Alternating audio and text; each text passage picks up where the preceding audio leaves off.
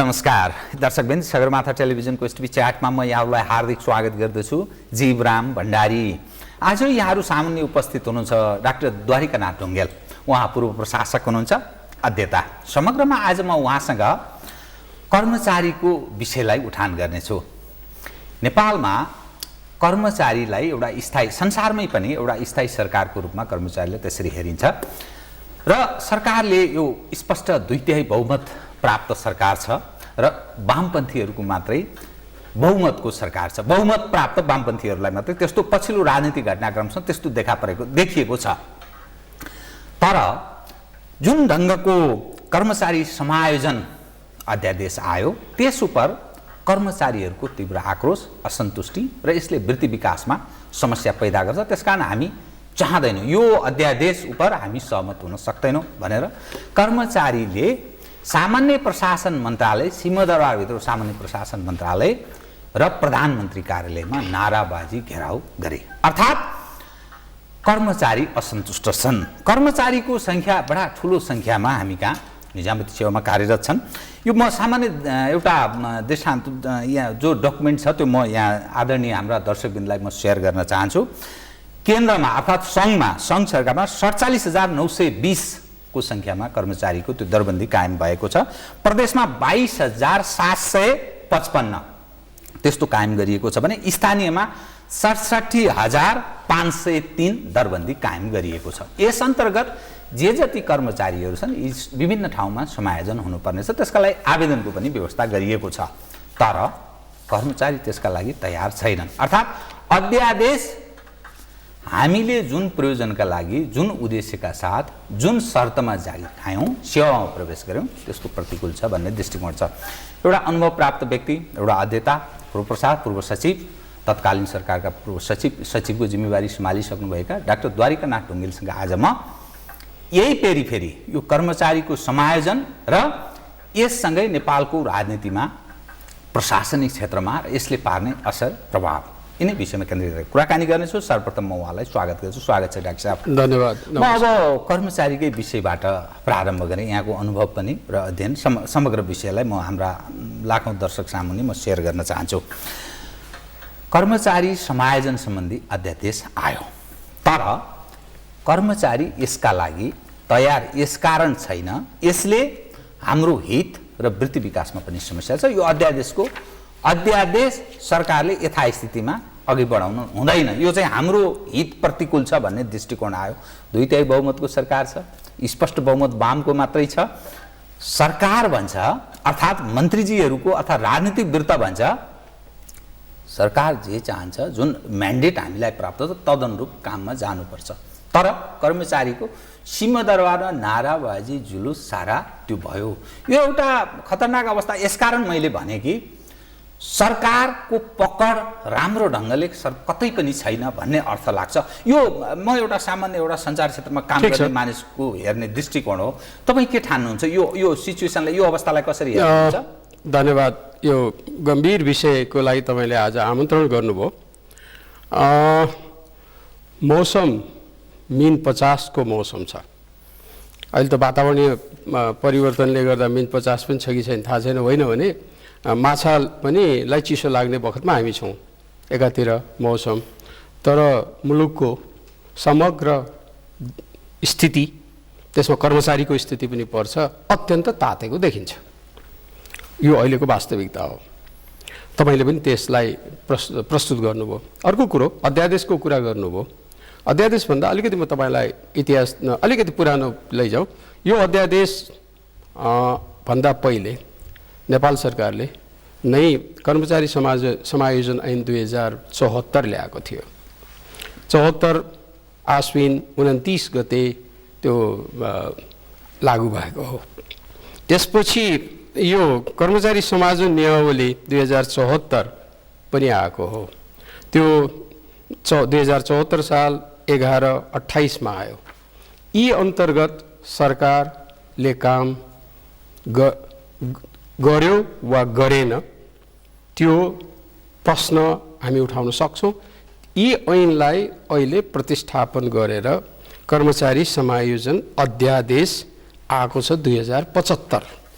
त्यो पनि कस्तो अवस्थामा आएको छ भने संसद बस्दैछ, चाँडै नै संसद बस्दैछ, यो अध्यादेश हिजोबाट प्रारम्भ भयो, संसद बस्दै थियो, भएको ऐन कार्यान्वयनतर्फ नगइकन त्यसमा जुन टाइम लाइन भन्छ नि, समयावधि दिएको थियो, त्यसलाई पनि वास्ता गरिएको देखिएन।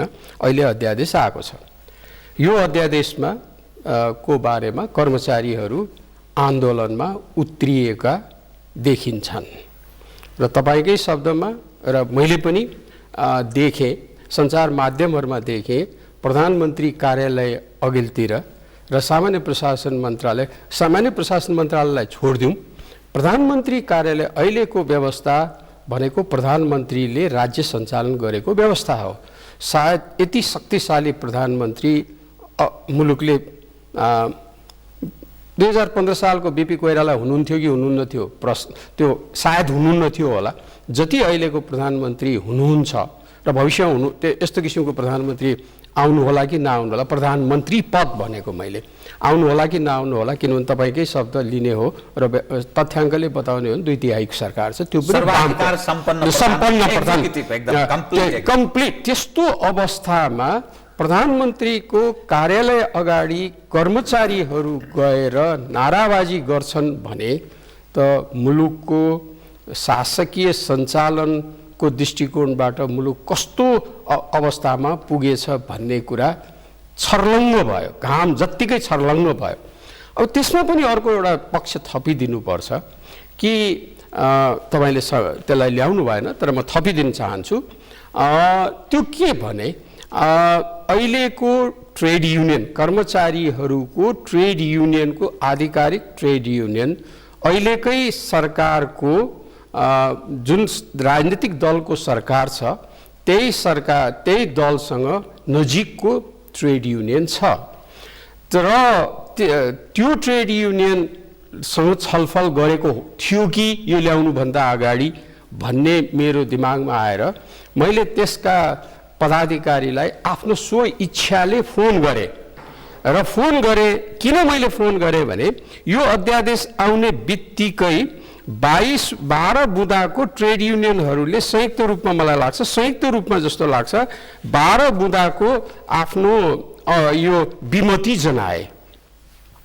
अनि मैले यो विमति जनाइसकेपछि त्यसमा अनि समायोजन अध्यादेश आइसकेपछि मसँग त्यो 12वटा बुँदै थियो, मैले यो गरेँ 12वटा बुँदा। त्यति मात्रै होइन, तपाईँकै तपाईँकै टेलिभिजन माध्यमसँग मैले कृष्ण तिमल सेनाजीसँग कुरा गर्दाखेरि उहाँले त कस्तो भन्नु भने एकजना उपसचिव शिक्षा मन्त्रालयमा कार्यरत एकजना उपसचिवज्यूले त यो कोद पर्व हो, हामी मर्न तयार छौँ, यस अन्तर्गत समायोजन कसरी हुन्छ भनेर मलाई टेलिफोन नम्बर पनि दिनुभयो।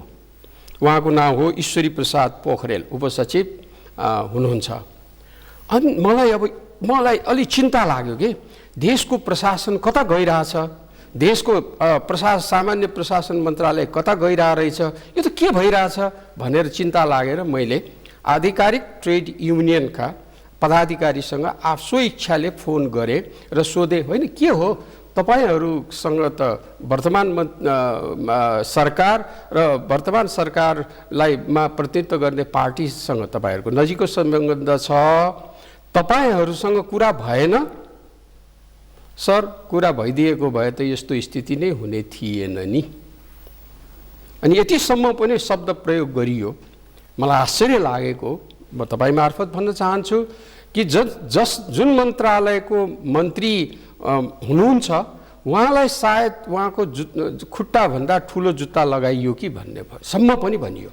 एकातिर त्यो देखियो, अर्कोतिर मैले ईश्वरी प्रसाद पोखरेलजीसँग फोन गरेँ आफैले, के हो यो, तपाईँहरूले त यस्तो त गर्नु मिल्दैन, तपाईँले यस्तो भनेपछि त सरकारले त कि तपाईँमाथि कारवाही गर्नुपर्छ, होइन भने तपाईँले यसरी हाँक दिन सक्नुहुन्न भने कसरी हाँक दिन सक्नुहुन्न? यो सरकारले हामीसँग पनि त छलफल गर्नुपर्ने हो नि यो विषयमा। ट्रेड युनियनहरूले गरिरहेछन्, मैले मात्रै गरेको हो र हामी तयार छौँ, जुनसुकै सजाय भोग्न तयार छौँ, सरकार हिम्मत छ भनेदेखि समायोजन गरोस् भन्नु।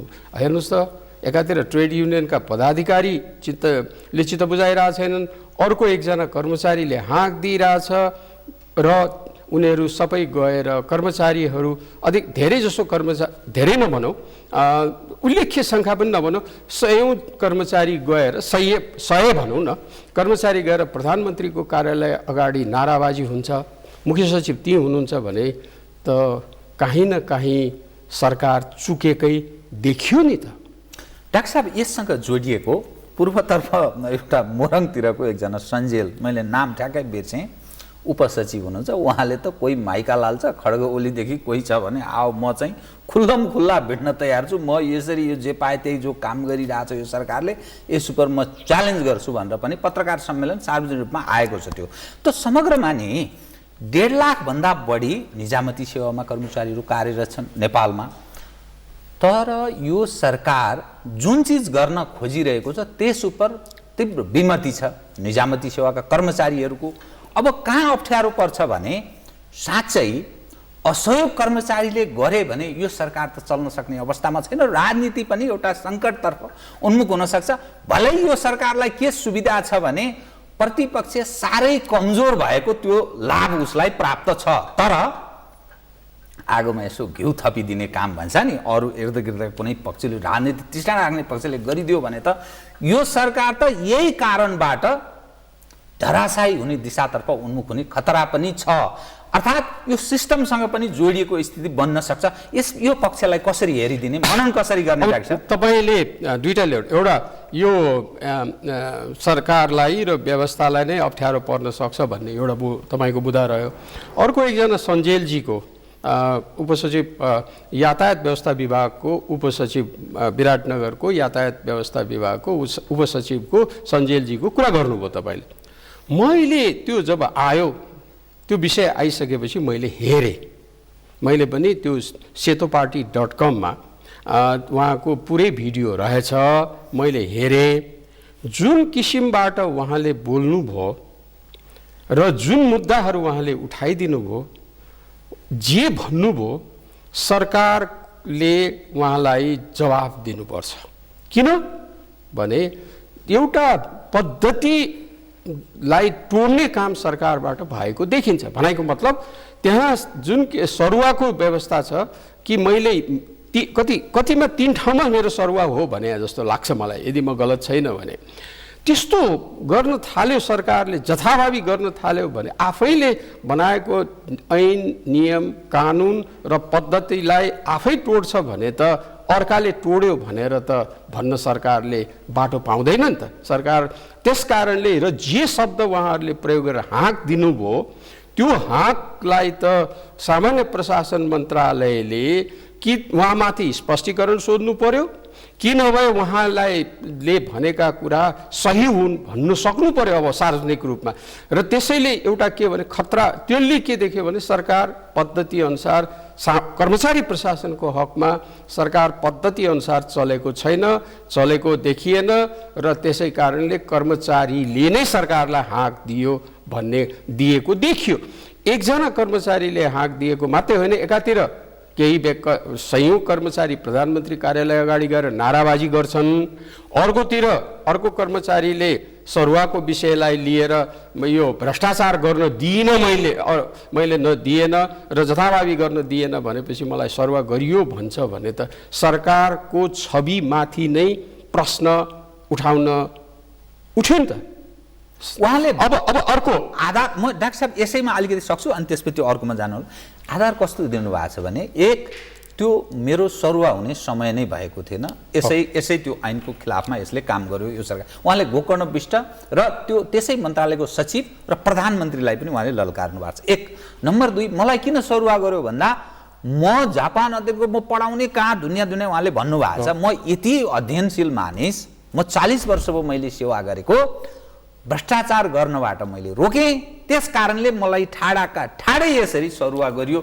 यो त भ्रष्ट सरकार हो, यो भ्रष्टहरूको अखडा हो भन्ने उहाँको भनाइ छ। प्रमाणसहित उहाँले कतिपय विषय मैले कुनै भ्रष्टाचार गरेको छ भने प्रमाण ल्याऊ, म तयार छु, झुन्डिन पनि तयार छु, यो आशय उहाँले हर खालको म तयार छु भन्नुभएको छ। यस्तो भन्ने कर्मचारी यहाँले त्यो ईश्वरी पोखरेल जसको उपसचिव म पनि चिन्छु उहाँलाई, उहाँको पनि आशय इतपर मसँग त अफ द रेकर्ड कुरा भयो डाक्टर साहबले नामै भनिदिनु भयो, उहाँको पनि त्यो खालको उहाँहरूको जेन्युन प्रश्नहरू छ। त यो सरकार नै गलत दिशातर्फ गलत व्यक्तिहरूले गाइड गरेर हिँडिरहेछ कि भन्ने अर्थ लाग्यो। यो ठ्याक्कै टसलको अवस्थामा जाँदैछ। यो के यसको निराकरण के हुन सक्छ? अब हेर्नुहोस्, यसको निराकरण भनेको त यी जुन कुराहरू आइरहेछन् निराकरण, यी जसले यी प्रश्नहरू उठाइरहेछन् कि उनीहरूमाथि गलत छन् भने कारबाही हुनुपर्छ, कारबाही हुनुपर्छ। कारबाही भएपछि हदसम्मको कारबाही हुनुपर्छ। होइन भने सरकार गलत छ, हामीले गल्ती गर्यौँ भन्ने कुराको स्वीकारोक्ति हुनुपर्छ। त्यसको जिम्मेवार मन्त्रीलाई, जिम्मेवार मन्त्रालयका पदाधिकारीलाई प्रधानमन्त्रीले कारबाही गर्नुपर्छ। होइन भने हेर्नुहोस्, अब यहाँ त्यो मात्रै जोडिएन जीवरामजी, यो त एकजना होइन, दुईजना होइन, दुईजनाले त हाँकै दिनुभयो, सरकारमाथि हाँकै दिनुभयो। अर्को कुरो, समूह गएर हाँक दिइरहेछ र यी नभइकन राज्य सञ्चालन प्रधानमन्त्री 700, तपाईँले अघि नै भन्नुभयो 761 सरकार यो देशमा, 133 जना मन्त्री, किनभने केन्द्रदेखि सबै हेर्दाखेरि 133 जना मन्त्री र 761 सरकार चलाउनलाई तपाईँले आंशिक रूपमा लिनुभयो। अर्को तथ्याङ्क पनि मैले दिनुपर्छ तपाईँलाई, त्यो भनेको के हो भने अहिले त तपाईँले यो 1,38,000 जतिको तथ्याङ्क दिनुभयो। अब यो 1,38,000 को तथ्याङ्कमा सायद यो 40 कि कति त यो अहिले 86-87 हजार स्थायी दरबन्दी छ, त्यसमाथि यो थप दरबन्दी होला र यो लगभग 1 लाख निजामती कर्मचारी मात्रै होइन, यसको अङ्ग्रेजीमा स्नोबल इफेक्ट भन्छ नि, हिउँको बल गिर्दै अर्कोतिर ढल्किँदै जाने बेलामा त यसको त अरू ठाउँमा पनि असर गर्छ, सार्वजनिक प्रशासनमा असर गर्छ। सार्वजनिक प्रशासन भन्नाले शिक्षा सेवा छ, त्यसपछि अनि आएर प्रहरी छ, मैले सेना सुन्न अहिलेलाई नेपालमा मसँग भएको तथ्याङ्क अनुसार अनि संस्थानहरू छन्, कमसेकम 5 देखि 7 लाखसम्म सार्वजनिक सेवामा कर्मचारीहरू छन्। ती मध्येको यो एक अंश यो हो, 1 लाखमा लगभग 1 लाख हो। यसभित्र अर्को तथ्याङ्क पनि आएको छ कि छैन मैले भन्नुपर्ने, पहिले धेरै भ्रम नपारौँ। हामी कहाँ सार्वजनिक सेवामा लगभग 5 देखि 7 लाख दरबन्दी छन्, कर्मचारी छ, दरबन्दी छ, त्यस अन्तर्गत राज्यले खर्च गर्छ। त्यसमध्येको 1 लाख जति दरबन्दी निजामती सेवामा छ। यो निजामती सेवा बाहेक मैले 2-3 वर्ष अगाडि जापानको लोकल यो स्थानीय सरकार एकाडेमीले एसियाको प्रशासन सम्बन्धी किताब निकाल्दा नेपालको स्थानीय सरकारको कर्मचारी प्रशासनको अनुसन्धानात्मक लेख लेख्ने क्रममा जो प्रकाशित छ, टोकियोबाट प्रकाशित छ, त्यसको बखत मैले खोज्दाखेरि झन्डै स्थानीय सरकारमा 35 देखि 40 हजार कर्मचारी कार्यरत छन्। तिनलाई पनि जोड्नु पर्ने हुन्छ। यो जोडिएको छ कि छैन थाहा छैन, त्यो जोडिनु पर्छ। र यसले गर्दाखेरि त अहिले जुन 2 जना प्रतिनिधि पात्र देखिनुभयो हाँक दिने सरकारलाई र प्रधानमन्त्री कार्यालय अगाडि गएर नाराबाजी गर्नेले त निजामती सेवालाई मात्रै होइन, भोलि यसको असर त अन्य सेवामा पनि पर्छ। सरकार गम्भीर छ कि छैन, तपाईँ मार्फत म प्रश्न गर्न चाहन्छु। मुख्य सचिवजी गम्भीर हुनुहुन्छ कि हुनुहुन्न? प्रधानमन्त्रीलाई यो कुरा वास्तविक रूपमा जानकारी छ कि छैन? प्रधानमन्त्रीको सल्लाहकारले उहाँलाई वास्तविक रूपमा ब्रिफिङ गरेका छ कि छैन? र सामान्य प्रशासन मन्त्री लालबाबु पण्डितजी गम्भीर हुनुहुन्छ कि हुनुहुन्न? यो प्रश्न मुट प्रश्न भन्छ नि, कानुनका विद्यार्थी, तपाईँ पनि कानुन, मैले पनि मुट कोट गर्दाखेरिको मूल प्रश्न छ। त्यसैले तपाईँसँग मैले एक प्रकारले सहमति के जनाउनु पर्छ भने 133 ले राज्य सञ्चालन गर्ने होइन, राज्य सञ्चालन गर्ने 5-7 लाख हो।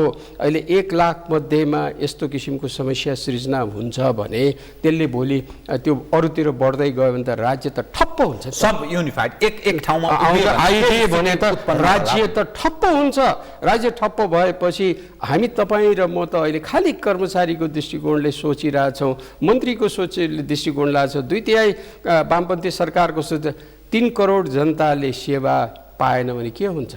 अहिले त सेवा हामीलाई हेर्नुहोस्, निर्वाचन भएको स्थानीय सरकारको निर्वाचन भएको झन्डै 2 वर्ष हुन लाग्यो।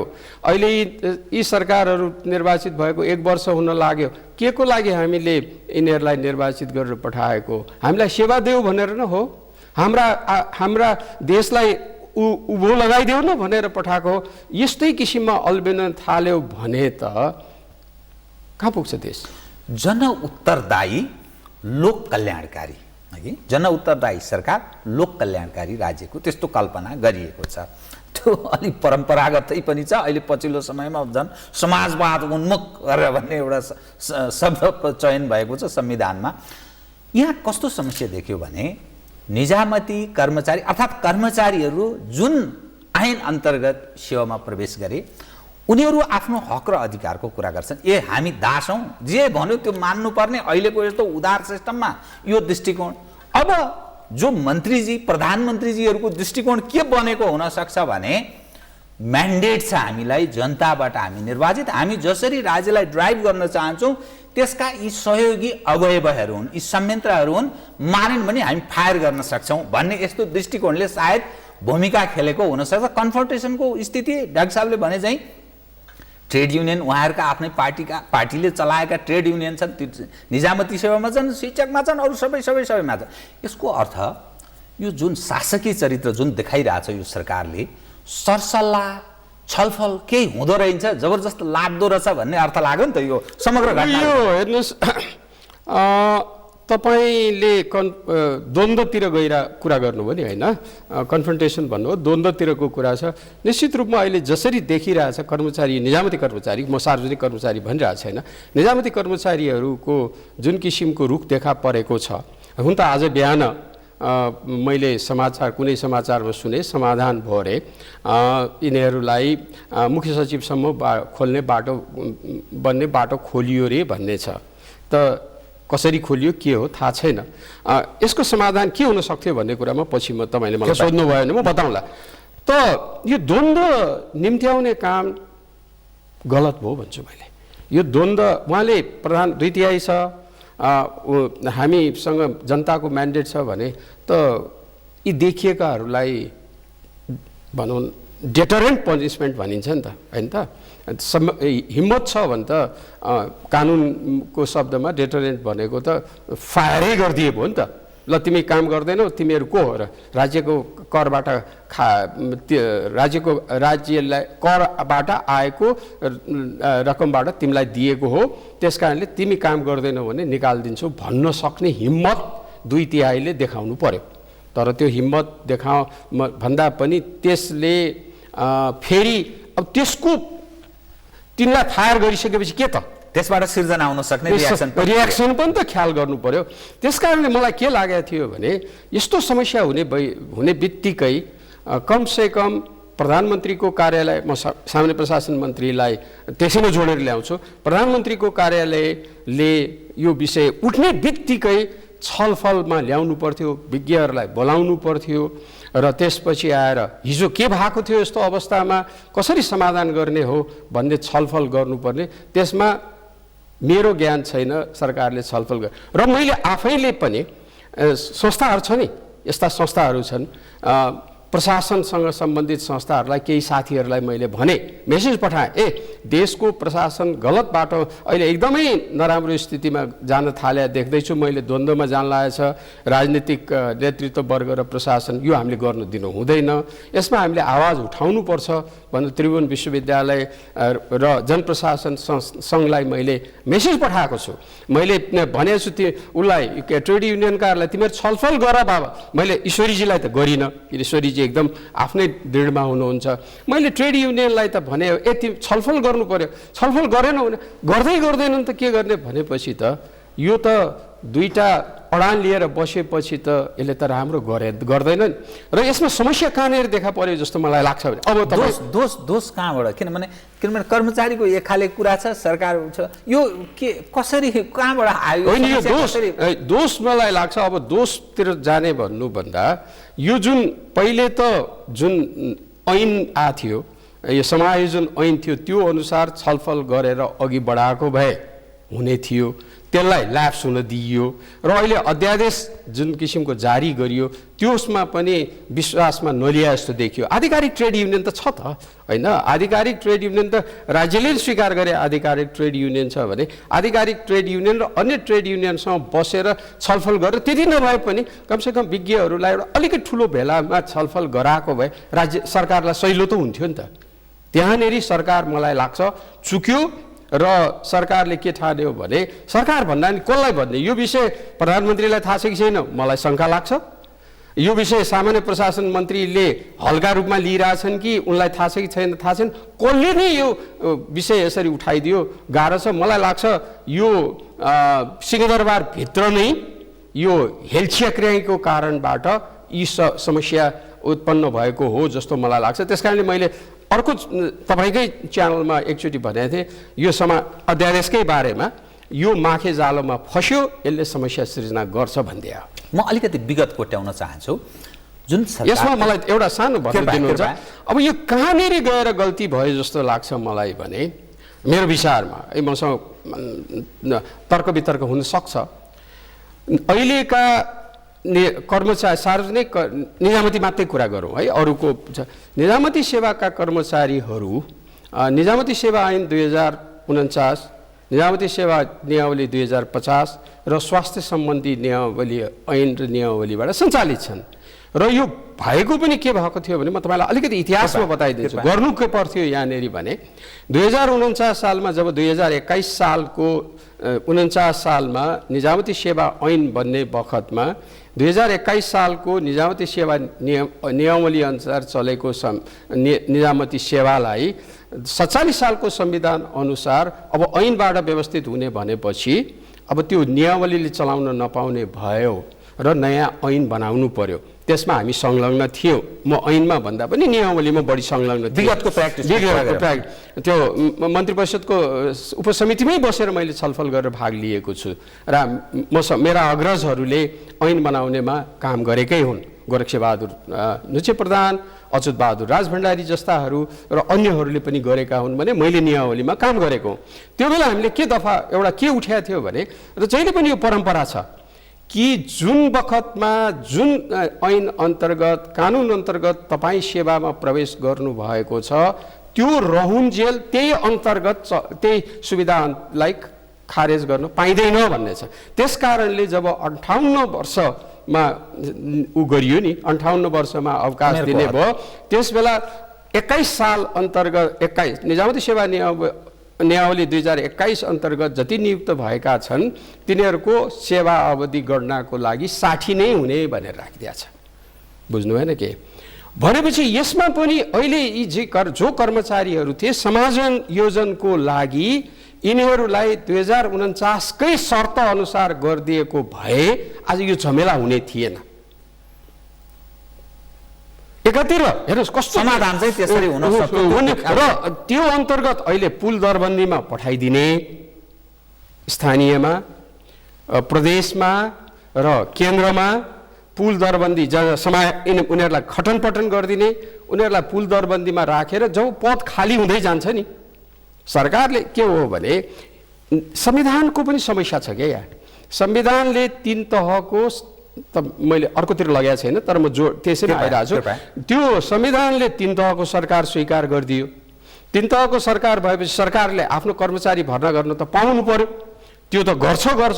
त्यो गर्नुभन्दा अगाडि संविधानले के भन्दियो, 302 को उपदफा 2 ले के भन्दियो भने कि सरकारमा भएका कर्मचारीहरू समायोजन गरिदिने भन्यो। ठिक छ, त्यो समायोजन गर्ने भनेपछि त उनलाई जुन बखतमा उनीहरूले सेवामा प्रवेश गरेका थिए त्यो शर्त अनुसार उनलाई पुलमा राखेर उनीहरूलाई खटन पटन गरिदिएको र उनीहरूको वृत्ति विकासमा असर नगरिदिए भए यो समस्या सायद यसरी बल्झिने थिएन। यो त के हो भने नयाँ जस्तो गरिदियो क्या। यो गर्नु चाहिँ नि विगतको अनुभव कसरी गरिएको थियो यो भन्दा नि हेर्नुहोस्, अहिले पनि जीवरामजी 7-8 सालमा समायोजन गरेका अनुभव प्राप्त व्यक्ति यही देशमा छन्। हामी 48-49 मा पनि यहीमा छौँ। तर दुर्भाग्य हामी पाइला अघि सार्दै जान्छौँ, बिर्सिँदै जान्छौँ र समस्या सृजना गर्दै जान्छौँ। अनि समस्या उठेपछि यसको बारेमा विरोध गर्यो भने यी प्रतिगामी विरोधी भन्ने लान्छनामा पुग्दछ, जुन गलत हो। यो कुरा यिनीहरूले जे भने पनि अहिले पत्याउने अवस्था, मान्छे त्यति बेवकुफ छैन अहिलेको एजुकेसनले। डाक्टर साहब, म एउटा अलिक विगत कोट्याएँ है। यो हुकुमी सिस्टम त व्यवस्था त होइन, हुकुमी शासनमा त चल्दैन, ऐन कानुन निश्चित छ।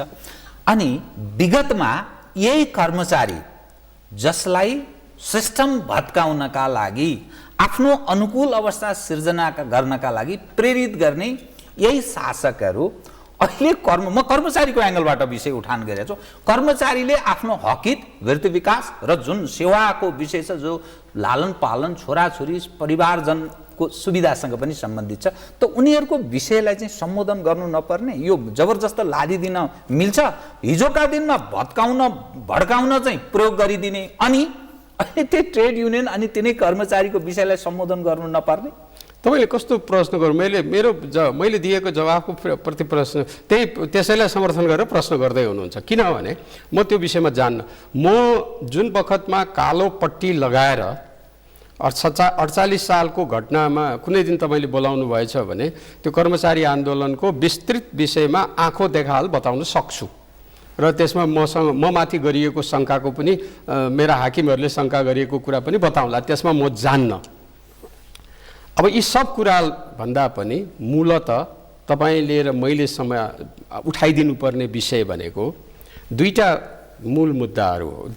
मुद्दा हो। एक, राज्यले नै कर्मचारीहरूको ट्रेड युनियनलाई स्वीकार गरेका छ र विभिन्न ट्रेड युनियन छन्, आधिकारिक ट्रेड युनियन छ। त्यो ट्रेड युनियन के हो भने हक र हितको सुरक्षाको लागि भनेर गठन गरिएको हो र यो कर्मचारीको समायोजनसँग सम्बन्धित विषय भन्ने बित्तिकै अहिले त निजामती भयो, भोलि अरूलाई पनि आउँछ। उनले पनि उनको हक र हितको लागि संरक्षण गर्न भनेर सरकारले स्वीकार गरिदिएको ट्रेड युनियनसँग छलफल गरेर केही उनका कुरा, केही सरकारका कुरा सुनेर आउनु पर्थ्यो नि त। त्यो गरिएको देखिएन। त्यसले गर्दा ट्रेड युनियनहरू अहिले यो अध्यादेशको विरोधमा गइरहेका देखिन्छन्, हैन त। भनेपछि त एउटा यो थियो तपाईँले उठाउनु भएको। गर्नु पर्थ्यो कि पर्दैन भन्दाखेरि निश्चित रूपमा गर्नु पर्थ्यो। अर्को मुद्दा मैले भनेको थिएँ, सेवा शर्त जुन बखतमा तपाईँ नै लिनुहोस् न, तपाईँलाई यो उसले संस्थाले केही शर्तमा नियुक्त गरेका छन् त, त्यो नियुक्त गरिसकेपछि त्यो शर्तको तोड्नुभन्दा अगाडि तपाईँसँगको पनि सहमति लिनु पर्यो नि त। हामी यो गर्छौँ ल के छ छैन। अब हुकुमी शासन भन्नुभयो, त्यहाँ पनि मेरो अर्को भनाइ छ। एउटा तपाईँलाई मान्य छ कि छैन, होइन भने अब एउटा सहमतिमा आउँ भन्ने त हुन्थ्यो नि त। जब तपाईँको अहिले जुन कर्मचारीहरू, निजामती कर्मचारी, माफ गर्नु, यो निजामती होइन, मैले अर्को पनि बोल्नुपर्ने हुन्छ। निजामती कर्मचारीहरू 2049 र स्वास्थ्य सम्बन्धित ऐन अनुसार बनेको शर्त अनुसार त त्यो शर्तको पालना गर्नुपर्ने हो नि त। त्यो शर्तको पालना उनीहरू रहन्जेल त्यो पालना गरिदिएर खटन पटनको व्यवस्था गरिदिनु पर्ने हो नि त। अचानक जे बोलायो त्यही गरिदिए, हामी छौँ, हाम्रो अधिकार छ भन्दैमा हामी यो गर्छौँ भन्न थालेपछि त विद्रोह त गर्ने भए। किनभने त्यसमा मलाई आश्चर्य लाग्दैन। अब हुकुमी शासन, त्यसैले मैले के भन्न खोजेको भने जुन शर्तमा कर्मचारीहरूलाई नियुक्त गरिएको छ त्यो शर्त परिवर्तन गर्नुभन्दा अगाडि उनीहरूको पनि त सहमति त लिनु पर्यो नि त होइन। अब 100मा अब हुकुमी शासनको कुरा गर्न हुकुम शासनमा नि यस्तो कहाँ हुन्थ्यो र तपाईँहरूले कहाँबाट यो कुरो ल्याउनु राणाकालीन अवस्थामा हुकुमी शासन अब यो हुकुमी शासन होइन यो होइन जे भनिदिए पनि नेपालीहरूलाई यो बानी पर्यो बानी त्यो हुकुमी शासनमा पनि त कानुन तपाईँले सरदार भीमबहादुर पाण्डेको त्यस बखतको नेपालको 5औं भोलम पढ्नुभयो भने कसरी वार्षिक पजनी हुन्थ्यो, पजनीमा के ध्यान दिइन्थ्यो। अहिले भर्खरै उसको किताब निस्किएको छ, मृगेन्द्र शमशेरको किताब निस्किएको छ, त्यसमा कस्तो किसिमको पद्धति अपनाएको थियो त्यो पजनीमा भन्ने कुरा यादै नगरी भएको विषयलाई अध्ययनै नगरी जथाभावी शब्द प्रयोग गरिदिएर गाली गर्नु पनि अलि ठिक भएन। त्यहाँ पाडे पजनी पनि भन्छ नि, पाडे पजनी त्यो हुकुमी शासन पाडे पजनी होइन। मेरै किताब मैले नै लेखिदिएको छु कृष्णप्रसाद घिमिरेले भन्नुभएका कुरा। त्यस कारणले त्यो शब्द कृपया अध्ययन गरिदिउँ क्या, अध्ययन गरेर वास्तविकता पनि ल्याइदिनु पर्ने हुन्छ।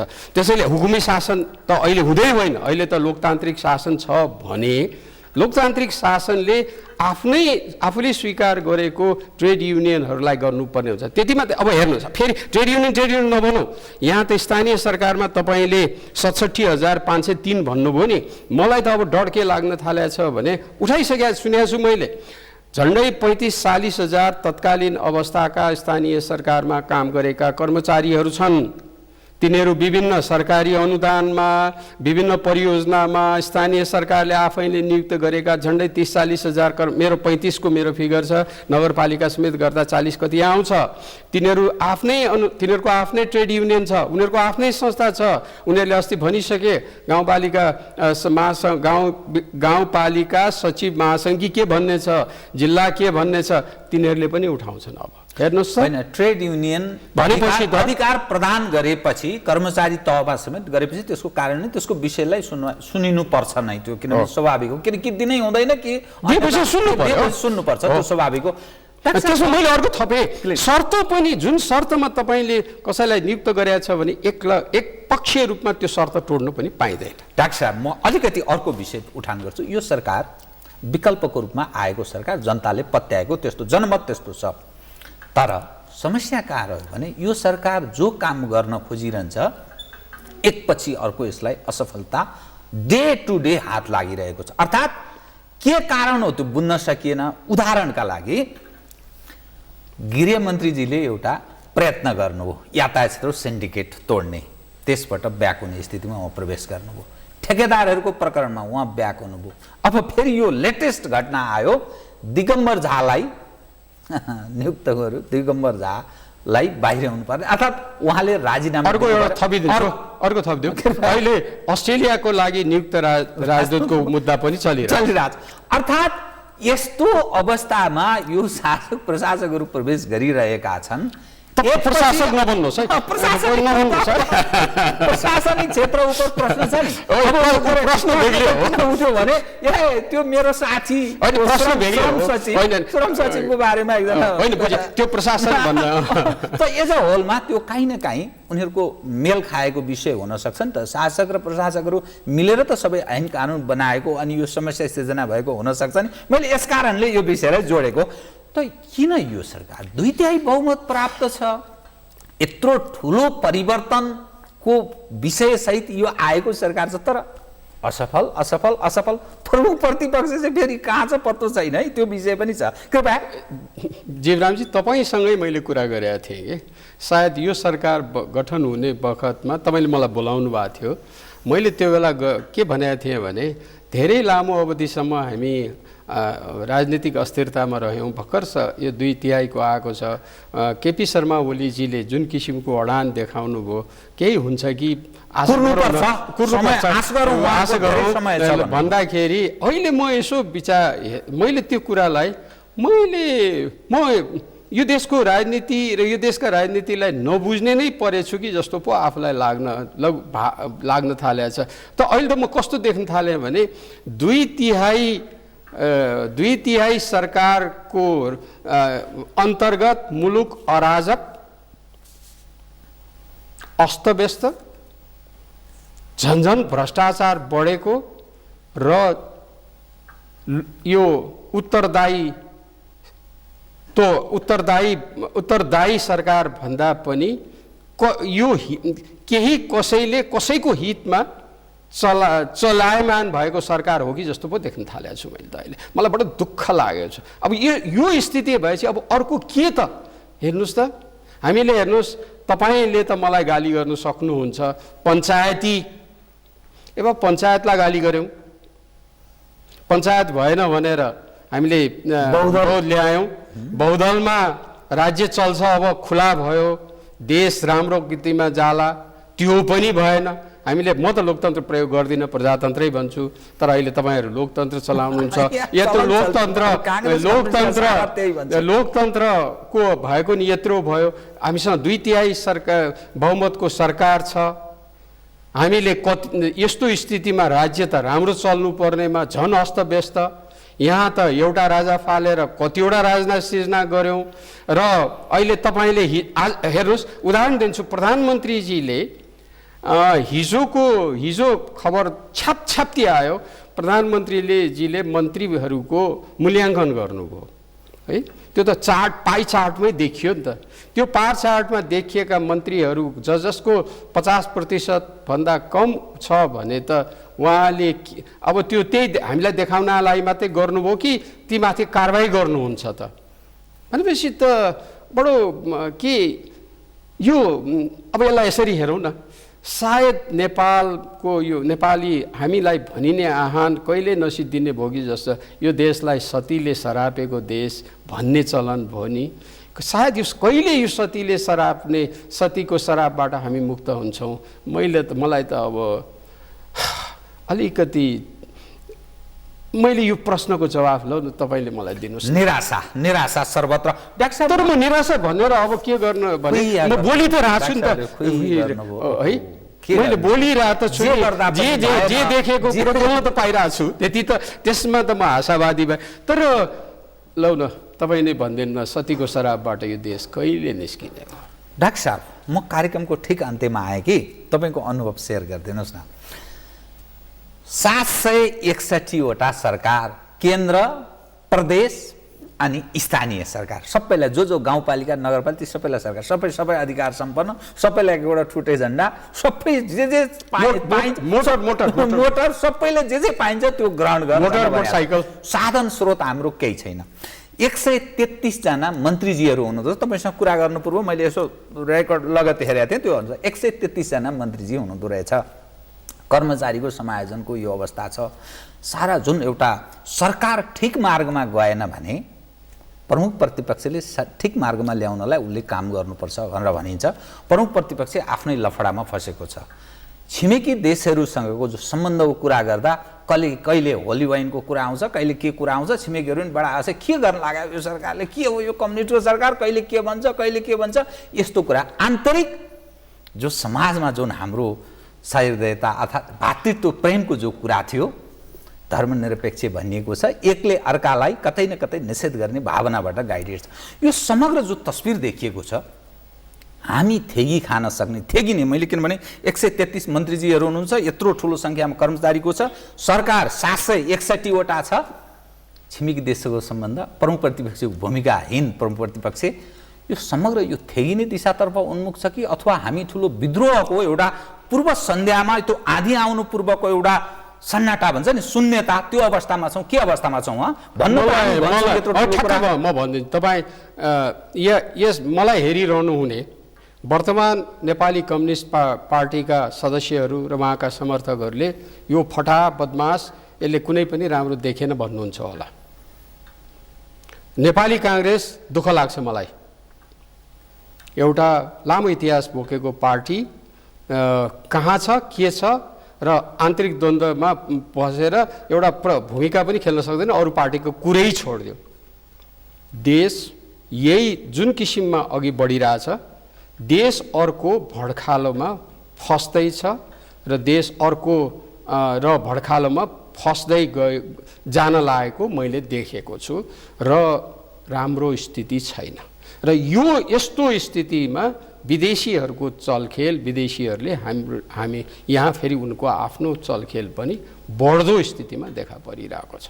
गर्नुपर्ने के त?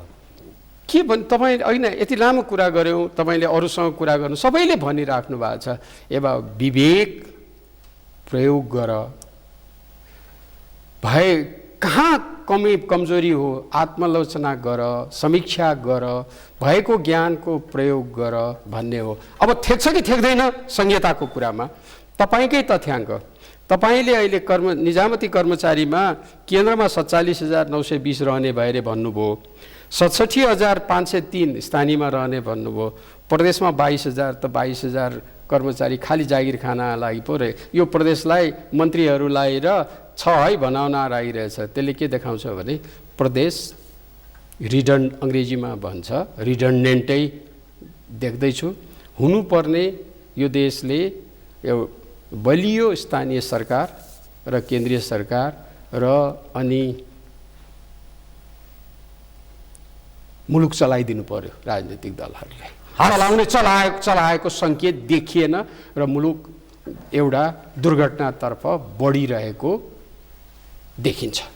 र यो दुर्घटनामा 17,000 मरे, 17,000 भन्दा 34,000 नमरुन्, मुलुकले एउटा निकास पाओस्, राम्रो कामना गरौँ हामी। हस् डाक्टर साहब, कार्यक्रममा आइदिनु भयो, धन्यवाद छ। धन्यवाद। आदरणीय दर्शकवृन्द, उहाँहरू डाक्टर द्वारिकानाथ ढुङ्गेल, पूर्व प्रशासक अर्थात् पूर्व सचिव तत्कालीन सरकारका र एउटा अध्येता, पछिल्लो देखिएको विविध दृश्य उप कतिपय सूचनामूलक र कतिपय विश्लेषणात्मक कुराकानी गर्दै लगायत मेरो सम्पूर्ण युनिटलाई कार्यक्रमबाट बिदा दिनुहोस्। सगरमाथा टेलिभिजन हेर्दै रहनुहोला। नमस्कार।